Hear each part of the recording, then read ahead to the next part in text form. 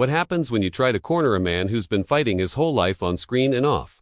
When Sylvester Stallone walked into Good Morning America expecting a simple interview, he had no idea that the real battle wouldn't be in a movie, but under studio lights, across from a former political strategist turned host. At first, it was smiles, a bit of nostalgia, the kind of warmth that lulls you into letting your guard down. But behind George Stephanopoulos' questions was something colder, something calculated. And when the questions turned from playful to personal, the gloves came off. The New York skyline was just beginning to glow when the doors to Good Morning America's Times Square studio opened and Sylvester Stallone walked in. No entourage, just a quiet nod to the receptionist, a polite morning to a staffer juggling coffee trays, and a handshake for the producer who met him backstage. He'd done this 1,000 times before. Promotional interview, 8-minute segment, a few safe questions, maybe a Rocky reference.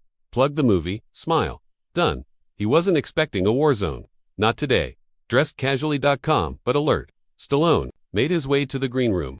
His publicist, Andrea, trailed close behind, whispering last-minute reminders. You'll talk about final redemption, the redemption arc, the father-son angle. George may ask about legacy. My Jing shouldn't be anything. Heavy. Stallone nodded. Legacy is fine. Aging's inevitable. He smiled slightly. The kind of smile that says, I've been doing this longer than most of you have been alive.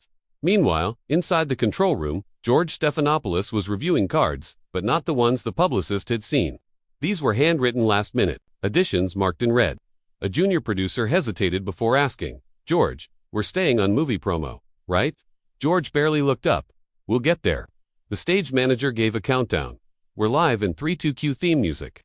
Cue studio lights. Cue a split screen of smiling hosts and eager fans outside the window. George turned to camera. He's the man who brought us Rocky. He's the face behind Rambo, and at 77, he's still going strong. Please welcome Sylvester Stallone. Applause. Warm. Genuine. Stallone entered and took his seat across from George, flashing a relaxed smile and offering a solid handshake.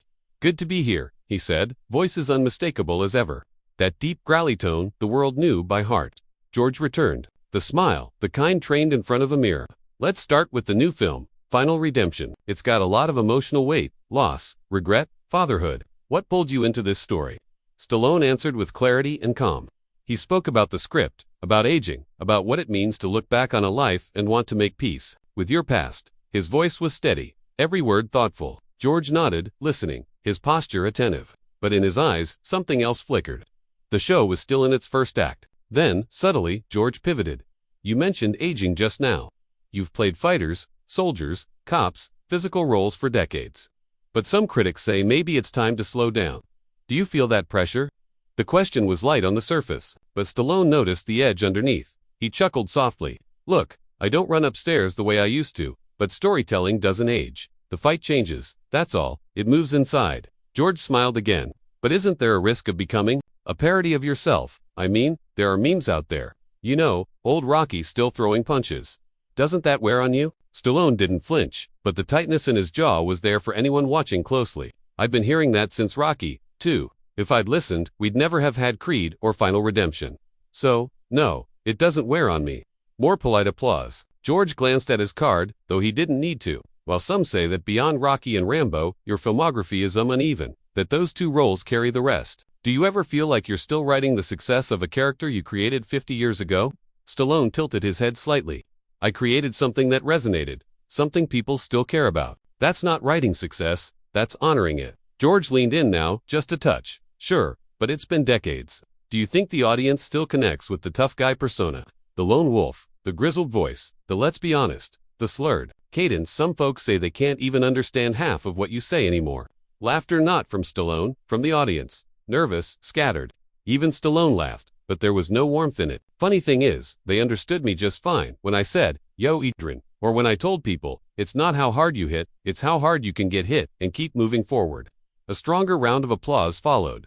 That line always hit home. George gave a stiff nod, but he wasn't done. I just wonder if maybe, and I say this respectfully, the industry's moved on.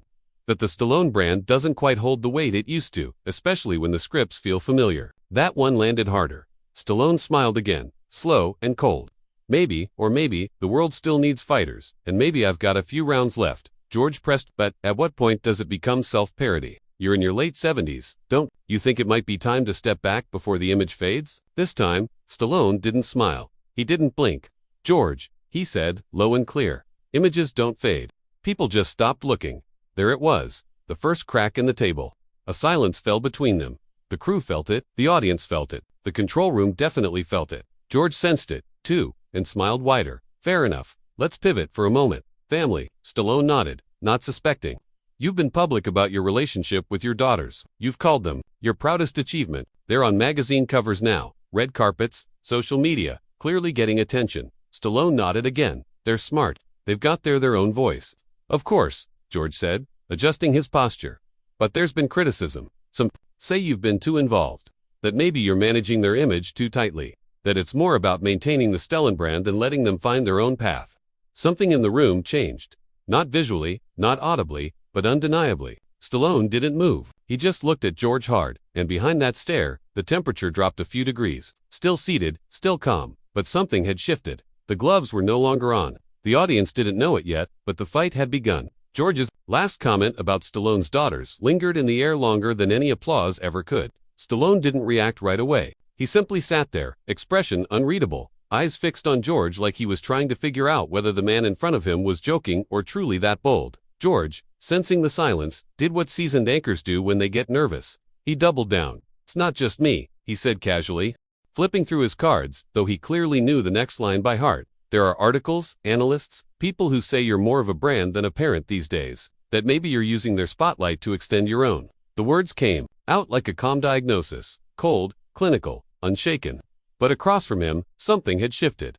Stallone didn't speak. He just nodded once, as if cataloging the insult, and then he folded his hand slowly, deliberately on his knee. You done? With that line of questioning, he asked, voice low. George smiled like they were still having coffee. It's a fair question. I think our viewers know. Stallone interrupted. Don't do that. Don't hide behind your viewers. You want to say something, say it, but don't drag the audience in to soften your punches. The tone was still calm, but now it carried weight. The kind of weight that makes a room suddenly too small. Okay, George said, a slight shift in his chair betraying nerves. Then I'll say it plainly. You're 77. You've had an incredible career, but maybe it's time to ask, are you still relevant or just visible? The studio didn't move. The control room producer whispered, should we go to weather?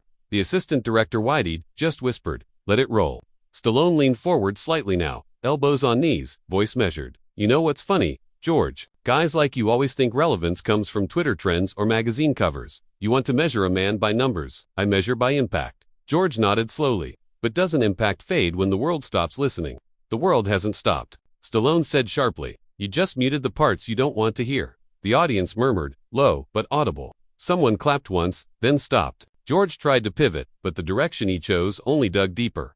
Look, I'm just asking what a lot of people are thinking. You've made great movies, but outside of Rocky and Rambo, what really stuck? Stallone's brow furrowed slightly. So, now we're editing history. George shrugged. I'm just saying, maybe you've coasted a little. Maybe the voice, the mannerisms, they worked in the 70s and 80s. But do they work now? Sometimes people laugh at the things you say. Not with you, at you. That word at you dropped like a brick. Is that so? Stallone asked quietly. We've all seen the memes. Sly, George added, trying to smirk. Sometimes people can't even understand what you're saying. That draw, that Stallone thing, it's become a punchline. Stallone looked at him for a long beat.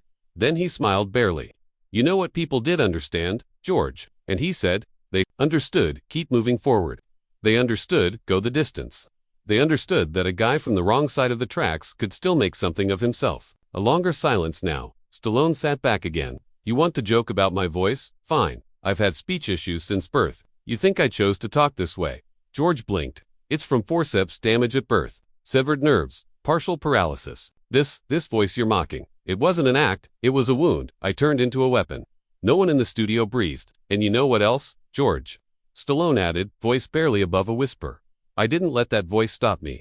I wrote Rocky. I starred in it. I fought to keep the studio from replacing me. And now, nearly 50 years later, you're sitting here calling that fight a punchline.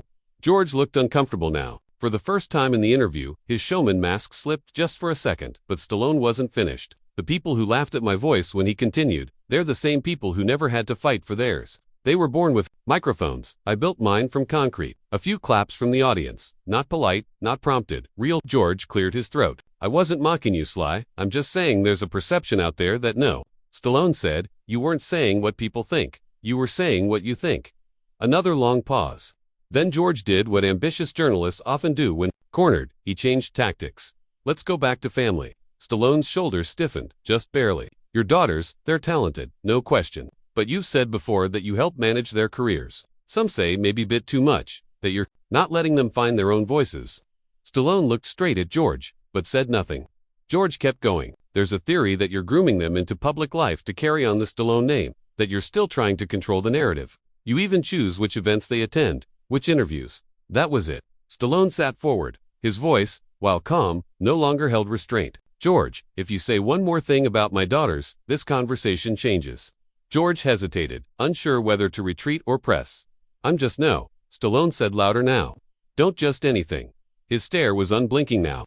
They're not part of this. You want to poke at Rocky, go ahead. But my family, my daughters, you don't touch them. You don't talk about them. You sure as hell don't speculate to their lives for your ratings. The camera caught George blinking twice quickly. Stallone adjusted the mic on his lapel, not removing it yet, but it was clear. Something had shifted. This wasn't just tension anymore. This was the moment before. The storm wasn't here yet, but it was in the room. The silence in the studio wasn't just awkward. It was electric. You could hear everything. The quiet hum of the stage lights, the subtle creak of Stallone's chair, as he adjusted his posture, the slow inhale that said, "You really just said that." George shifted in his seat, shuffling his cards more for show than substance. He wasn't grinning anymore. The smugness had receded. What remained was something, hollow and slightly unsure. But the damage had already been done. Sylvester, when he said cautiously, "I'm not trying to offend. I think our audience just wants to understand the dynamic." Stallone held up a hand slowly, firmly. "George," he said, calm but cold. "I've had enough." The audience stilled. Stallone adjusted his mic again, this time unclipping it. "You crossed the line. You brought my family into this. You questioned my worth, my relevance, my voice, and now you're acting like you're just asking questions. That's not journalism. That's provocation." George leaned forward slightly. "Look, Sly, this is Good Morning America, not a press junket. We asked the hard stuff." "No," George Stallone cut in. "You ambushed me." He placed the mic gently on the glass table between them. The click echoed like a hammer strike. "I came here in good faith. You asked for an interview, not an inquisition." George gave a stiff smile. "Come on, we're just having a conversation." "No," Stallone replied, rising slowly from his seat. "A conversation has respect. This had an agenda." The sound of the chair scraping back was deafening in the silence. Crew members in the wings stood frozen. The floor manager whispered frantically into her headset, "Do not cut, do not cut. This is happening." Stallone now towered over George, who remained seated. The contrast was almost cinematic. The battle-tested veteran facing down the polished host in his tailored suit and clipped tone. "You think because you wear a suit and sit behind a desk, you get to strip people down on live TV that you can turn a man's life into some clever little segment." George opened his mouth to speak, but nothing came out. "I've worked 50 years in this industry," Stallone said, voice rising now. 50 years of sweat, blood, and earned respect. "And I'm not going to let some former spin doctor with a smug grin and a stack of cue cards tell me what my legacy is worth." The studio audience was dead silent. One woman in the second row had a hand over her mouth. A man in the back raised his phone. "Recording now, no shame. I made characters that inspired people. People with nothing. People with scars. People who couldn't speak perfectly. And now I sit here being mocked for my voice, for loving my daughters, for not retiring on your schedule." He stepped toward the camera now, leaving George behind. "I came here to talk about a film, about forgiveness, about growth. But all you wanted was a fight. Congratulations, George." He turned toward the control room window. "You got one." Then back to George. "You want to know what real courage looks like? It's not attacking your guest once the cameras are rolling. It's earning your seat at the table. Something I did, something you still haven't." George finally stood, flustered. "You can't just walk out." Stallone stared him down. "I'm not asking permission." George stepped forward. "One last act of desperation. We have a commitment to the audience." "Lie. You agreed to finish this." Stallone's tone dropped an octave. The rage was gone, replaced with something deeper. "You broke that commitment the moment you made this personal." George, still standing, tried one last jab. "You're walking away because you can't handle the truth." Stallone turned slowly. "No, George, I'm walking away because I can't stand the disrespect." He paused. Then, with one final glance into the lens directly at the millions watching from couches and phones around the country. "To anyone out there who ever felt mocked, dismissed, or silenced for how you talk, how you look, or where you came from, don't sit in the chair they built to trap you." He walked off set. No music, no graphics, no wrap-up, just the sound of a legend leaving. George stood there, eyes wide, hands trembling slightly. For once, the man with all the questions had none. The moment Sylvester Stallone stepped off the Good Morning America set, it was as if a fuse had been lit across the internet, clip after clip, angle after angle. Within minutes, the explosion was everywhere. Stallone walks out live, refuses to be disrespected.